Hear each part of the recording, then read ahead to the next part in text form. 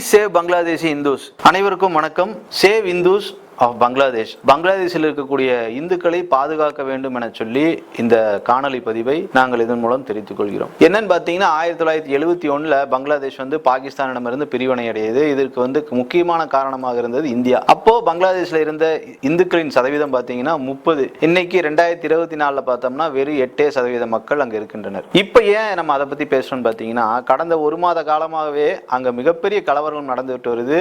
யாருக்கு எதிரான்னு பார்த்தோம்னா அங்க ஆளக்கூடிய ஷேக் ஹசீனா கவர்மெண்ட்டுக்கு எதிராக. யார் இந்த போராட்டத்தை நடத்துறாங்கன்னா மாணவர்கள் நடத்துறதா சொல்றாங்க. எதுக்காக இந்த மாணவர்கள் போராட்டத்தை நடத்தணும், கலவரத்தை நடத்தணும்? 1971 பிரிவினை அடையும் போது அந்த போரில் ஈடுபட்ட படை வீரர்களுக்காகவும் உயிர் நீத்தவர்களுக்காகவும் அங்க 30% இடஒதுக்கீடை ஒதுக்கியுள்ளனர். இங்க நம்ம இந்திய தேசத்துல பார்த்தோம்னா எம்பிசிக்கு எவ்வளவு, எஸ்சிக்கு எவ்வளவு, பிசிக்கு எவ்வளவு, எஸ்டிக்கு ஷெட்யூல் ட்ரைபுக்கு எவ்வளவுன்னு சொல்லி எப்படி ஒதுக்கி இருக்குமோ அதே போல அங்க அந்த போரில் ஈடுபட்டவர்கள் குடும்பத்தினர்களுக்காக 30% ஒதுக்கி இருக்காங்க. படித்தவர்களுக்கு வேலை வாய்ப்பு இல்ல, பற்றாக்குறையா ஏற்படுதுன்னு சொல்லி அங்க இருக்கக்கூடிய பயிலக்கூடிய மாணவர்கள் ஷேக் ஹசீனா கவர்மெண்ட்டுக்கு எதிராக கலவரத்தை மேற்கொண்டனர். மாணவர்கள் கலவரத்தை சரி நிகழ்த்திடுறாங்க. ஆனா இப்ப நமக்கு என்ன அங்க பாதிப்பு நடக்குதுன்னா அங்க இருக்கக்கூடிய சிறுபான்மையினர் இருக்கக்கூடிய இந்துக்கள் கூடிய கோயில் தாக்கப்படுது. அங்க இருக்கக்கூடிய பெண்களுடைய கற்பு சூறையாடப்படுது. அங்க இருக்கக்கூடிய ஆண் மாணவர்கள்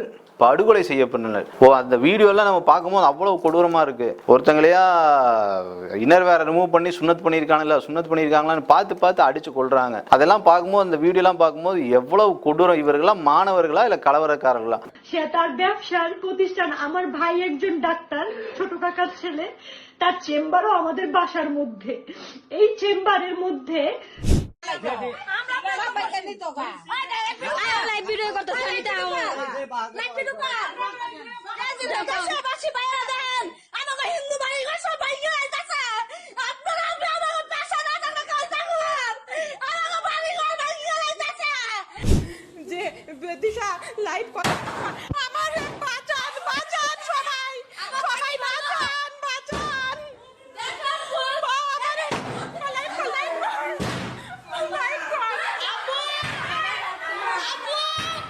இவருடைய எண்ணம் என்னவா இருக்கு? உங்களுக்கு தேவை அந்த நாட்டுடைய இடஒதுக்கீடை குறைக்க சொல்லணும். அதற்கு இந்து மாணவர்களும் இந்துக்களும் என்ன பண்ணாங்க? இங்க பாத்தீங்கன்னா இங்க இருக்க மக்கள்லாம் குரல் கொடுப்பாங்க. பாலஸ்தீனத்துல ஒரு போர் ஏற்பட்டாங்க, இது பண்ணிட்டாங்கன்னா ஐயோ பாலஸ்தீனத்தில் இருக்கக்கூடிய இஸ்லாமியர்கள் படுகொலை செய்யப்படுகின்றனர். இப்ப இலங்கையிலே அதே போலதான்.